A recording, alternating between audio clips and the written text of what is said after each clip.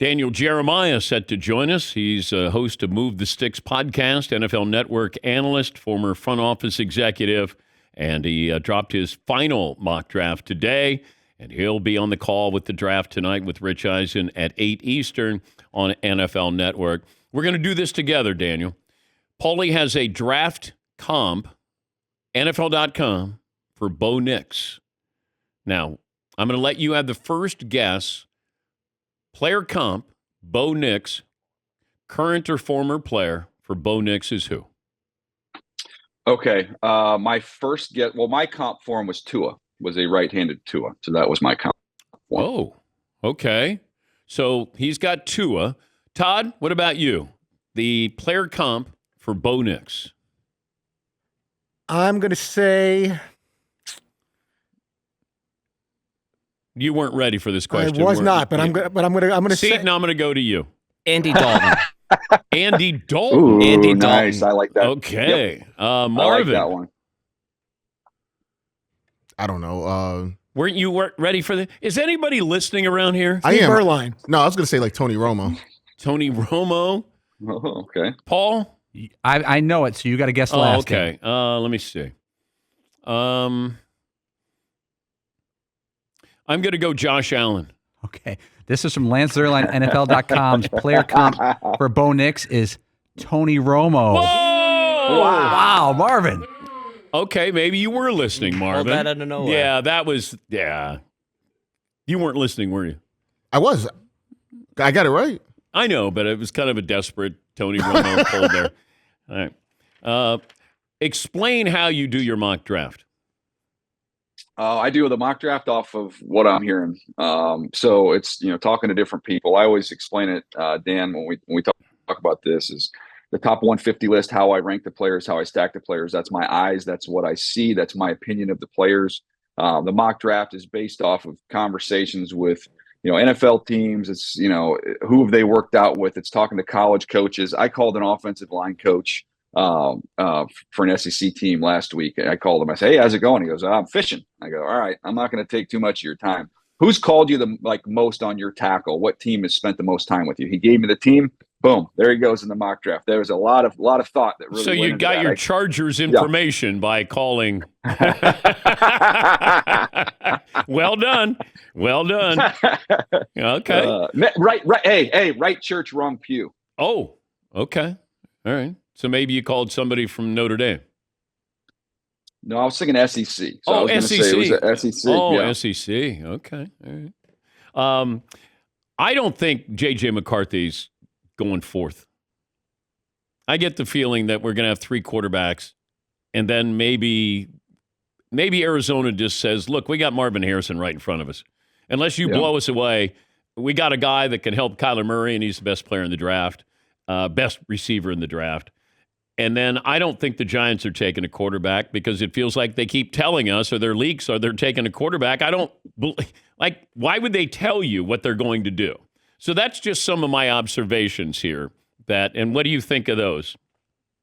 I absolutely co-sign on all of them, and that's why I've had the same thing going. I personally. I believe the Minnesota Vikings and the Giants are going to try, and they're going to keep trying until the pick is in at 3 to get up for Drake Maye at 3 with New England. They're going to keep trying to put more in the pot and really try and pry him out of New England. But if New England sticks and picks at 3, and that's Drake Maye, and those top 3 quarterbacks are gone, I believe that as you do, I think Drake Maye was the Giants guy.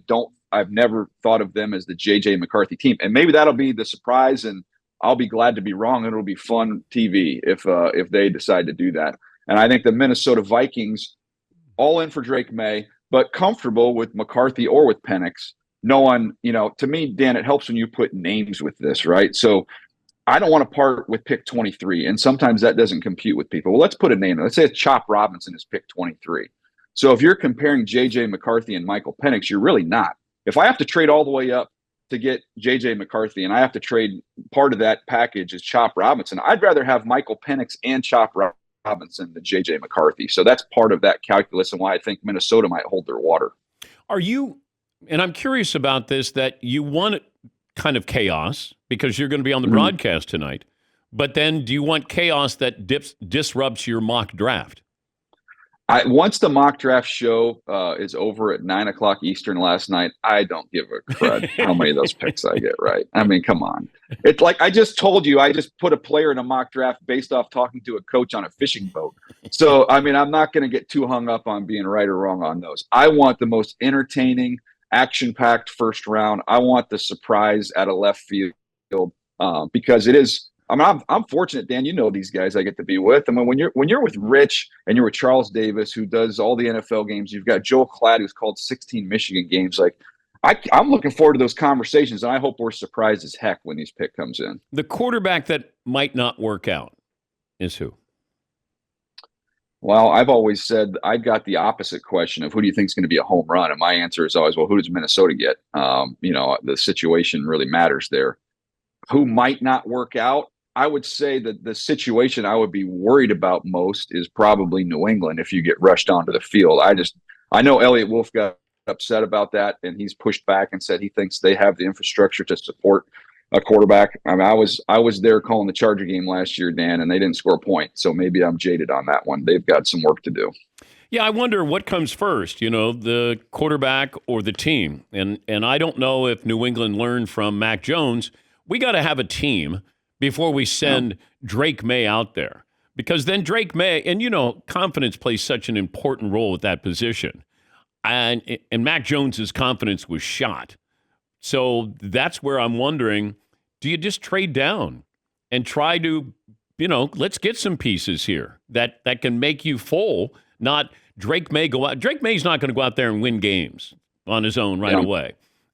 Caleb can, I guess Jaden Daniels can, but I don't know if any of these other quarterbacks are going to say, go out there. Hey, make some magic here. What do you think of that logic for New England? Yeah, two thoughts. One, if I'm Drake Maye and I get selected 3 by the New England Patriots, the first thing I'm going to do is I'm going to send Jacoby Brissett $5,000 worth of spa treatments and say, stay stretched out. I want you to stay nice and limber. We got to get you through this season before we can get some more help. Then I can go play. That's the first thing I'm doing. The second thing I was thinking of is that conversation that you just had, or that thought you just had. Do you think that Kevin O'Connell, who was teammates with Gerard Mayo, is he not calling Gerard Mayo and saying, Gerard, your team's not ready for a quarterback? Come on, man. I've got all these picks. You come back here, you build up your team, and then I go up and get my quarterback. Good call. If Andrew Luck, Joe Burrow, Trevor Lawrence, and Caleb Williams were all available tonight, oh, Andrew Luck would be one for me. That's as good a grade as I've ever given a quarterback. Okay. Joe Burrow would be 2. Then you said Trevor Lawrence. Yeah, and then Caleb. With Trevor Lawrence and then Caleb would be in that order for me. Caleb's my top player in the draft. I love him, but stacked in that company, he'd be the last one. Yeah, but Caleb's supposed to be generational. I hate that word, by the way. Can we retire that? Hey, I'm just mocking what the mock draft guys are telling. The analysts are all telling me all these things. He's generational. He's the next Patrick Mahomes. I need to preface this by saying we have great editors, and I love our editors. But if that maybe is in a report that I have, but I can guarantee you it was not that I wrote it. I probably wrote something that wasn't very flowery and didn't sound good, and that got edited in. But I do not enjoy that word. Okay, when's the last time you didn't like a quarterback, but he worked out? Where I didn't like a quarterback and he worked out? That's a great question. Well, I mean, the guy in San Francisco turned out all right. Turns out maybe I was wrong on Brock Purdy, as was the rest of the world. But that's one where I remember literally, you get calls from agents all the time.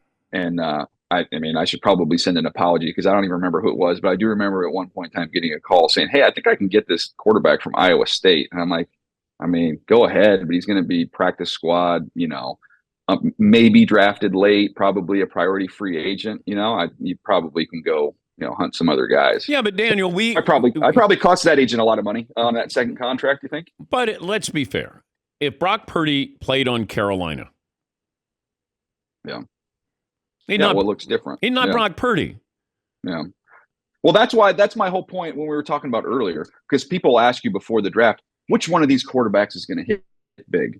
And it'd be like in the past, like, well, which one gets to go play for Andy Reid? And then which one gets to go to Minnesota with all their weapons and Kevin O'Connell calling plays and a really good offensive line and a premier left tackle and a good tight end? Like, the situation, I don't know that it gets enough attention. And I know I get pushback saying, "Oh, that's a cop out. That's an excuse for you to make if you like the player and he didn't pan out."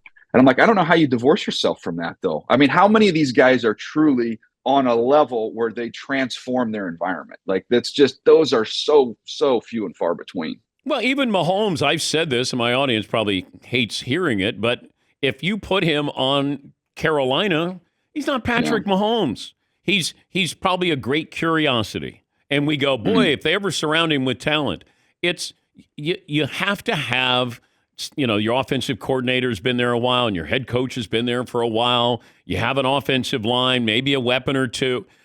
I mean, there's really a blueprint for success for these quarterbacks. It's rare, David Klingler, go in there, make some magic there, David, or Tim Couch, go in there. Had they gone elsewhere, maybe they could have been successful. David Carr, he's as talented as anybody I've seen in a long time. I mean, his confidence was gone. Tua goes to a situation where you got a brilliant offensive-minded head coach and two of the fastest receivers in the game. You could, if I put Tua in Carolina, he's not doing anything like this. Well, think about this. I mean, and you've seen the numbers that just came in on the two guys that Detroit Lions just re-signed in St. Brown and Sewell. Now, the next one they're going to do is going to be Jared Goff, and it's going to be a massive, massive number with where he is. Think about Jared Goff if Sean McVay never gets to L.A. Like, think about where that was trending for his career and how much that change that as still a young guy, but he was getting ready to be tossed aside. And he cranks back up his career to the point where he might end up being, if not the top, he's going to be like a top 3 paid quarterback in the NFL before too long. Would you pay him that kind of money? I think right now you're in your window, and I think you do, and he's in his prime and he's played well enough. Yeah, I think the way they've constructed their team, I think I would. I know this works. He fits in it. And maybe the best move of the offseason is not going to be talked about, but when Ben Johnson orchestrates that offense and then somehow they kept him, so that was an incredible coup for them. What's the most radical rumor you've heard so far? Well, I tweeted it out a little bit ago, and it's so complicated, Dan, that I'm gonna actually have to pull it back up and read my own tweet because there's no way I could remember it. So this is a rumor. This is not a report. Rumor. Just let everybody know. This was this. So here it goes. All right. Minnesota gets up to 3 with New England. So the 11th pick goes to New England. Right after that, New England takes the same 11th pick and they come up to 4 with Arizona. Right after that, Arizona, who now owns the 11th pick, comes up to 5 with the Chargers. So to summarize, 3 Minnesota, they get Drake Maye. 4 New England, they end up just ultimately going back 1 spot and they get J.J. McCarthy, plus they'll end up with an extra pick, right? 5 Arizona, they've now still just dropped back 1 spot. They get the same guy that they would take in Marvin Harrison Jr. They get maybe a little extra pick there. And then the Chargers have made the move from 5 all the way down to 11, which would be a nice haul for them. They would be the one who ended up with the majority of the Vikings picks. But everybody kind of gets what they want, and then they get a little bit plus who they were going to take there. So it's a lot to take in, but that was presented to me this morning, and I had to write it down and stare at it for about 5 minutes before it sunk in. Okay. Your pick for the Chargers got my attention because you're an analyst for the Chargers, and aside from being with the NFL Network, you know Harbaugh with how he builds a team. Does Harbaugh truly go offensive line? Is that the right pick for the Chargers? Well, I did a couple trades in there. I didn't want to do a million trades in a mock draft because it just kind of gets all messy. So I was connecting them with Latham. I think that would be the ideal move if they got back to 11. They go from 5 to 11. That's the fit. But look, there's a chance they can't get out and they're stuck there. And so this is not based off of talking to Joe Ortiz. It's just based off of looking at the situation and saying, Latham, he's played right tackle. He's a big, powerful guy. He's young. Harbaugh recruited him, so he's familiar with him.